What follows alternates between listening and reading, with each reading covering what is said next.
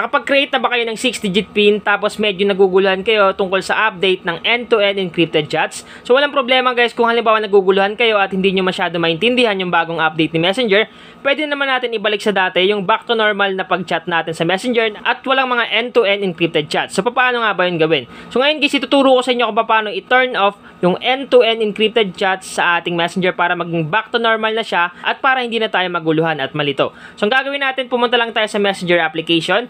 Click lang natin tong Messenger application. Once na maklik na natin guys, automatic dito tayo mapupunta sa ating Messenger app. Ngayon halimbawa nakapag-create ka na ng 6-digit PIN dito tapos medyo naguguluhan ka kasi nga may lumalabas dyan sa mga messages natin na end-to-end encrypted chats pag na-activate na.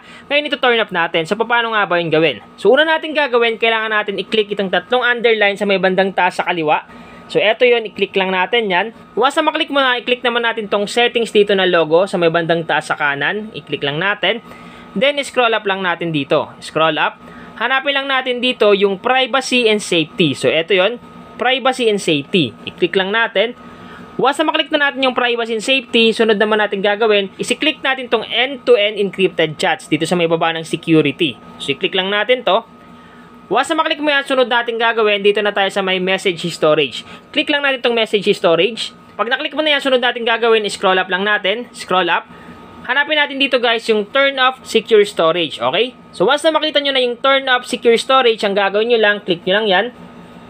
Once na maklik nyo yung turn off secure storage, ito yung lalabas. Nakalagay dito, any new end-to-end encrypted messages won't be backed up remotely. So, ibig sabihin lang, pag may mga bago tayong end-to-end encrypted messages, is hindi na magbaback up. Kasi nga, ito turn up natin yung secure storage. Sa ganung paraan, guys, magiging back to normal na ulit yung ating message dito sa ating Messenger. So, ang gagawin natin, click lang natin tong continue dito. Click continue.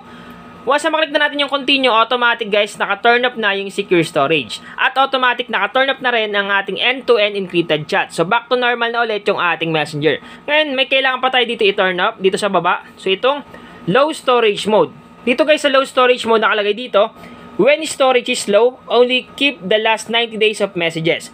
Automatic, yung masasave lang is yung mga messages na last 90 days. Okay? So, yung the rest is hindi na. So, ang gagawin natin, i-turn up lang natin itong low storage mode para hindi madidelete yung mga messages natin. So, turn up lang natin to. So, automatic lalabas yan. So, ang gagawin nyo lang, i-click nyo lang tong turn up dito. Click turn up. Paalala lang mga ka-Mindtech, para lang to sa mga naguguluhan at nalilito at gusto i-turn off yung end-to-end encrypted chats. Pero di ba yung bagong update ni Messenger is dapat i-turn on yung end-to-end encrypted chats para secured yung ating mga messages at magkikreate tayo ng 6-digit PIN para pag nag-open tayo sa ibang device, automatic mare-recover natin yung mga past conversation natin sa Messenger. Pero syempre, hindi naman lahat gusto yung ganitong update, kaya gusto nila i-turn off yung kanilang end-to-end encrypted chats. So, paalala ulit, para lang to sa mga gustong i-turn off yung kanilang end-to-end encrypted chats kasi nga naguguluhan sila at nalilito. So, sundin nyo lang step by step yung sinabi ko dito para ma-turn off yung inyong end-to-end encrypted chats sa inyong Messenger application. So, kung nakatulong tong vlog ko ngayon, pakishare na lang sa inyong mga kaibigan, tropa, kamag-anak, kapuso, kapamilya, or kahit ano mo pa yan, i-share mo din sa kanila para ma-turn off din ang kanilang end-to-end encrypted chats kung gusto lang nila i-turn off kung naguguluhan sila at nalilito sa bagong update ni Messenger. So sana nakatulong tong vlog ko ngayon. Once again na Mindtech PH,